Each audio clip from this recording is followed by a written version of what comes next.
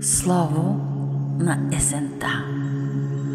Отдалече аз дойдох, свалих зелената земна премяна, дъжда и вятъра доведох, ще усетите моята промяна.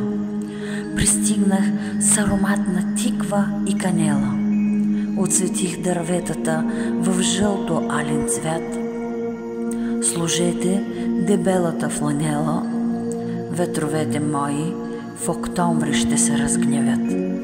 Ще запеят птичките прощалната си песен, ще пълнят душите ви всеки нюанс, прегърнати силно от вятъра, листата ще заиграят нежен валс. Зимата чука на вашата порта, ще има киша, студ и мъгла. Ще търсите на лятото комфорта, скрийте се на топло в своите легла.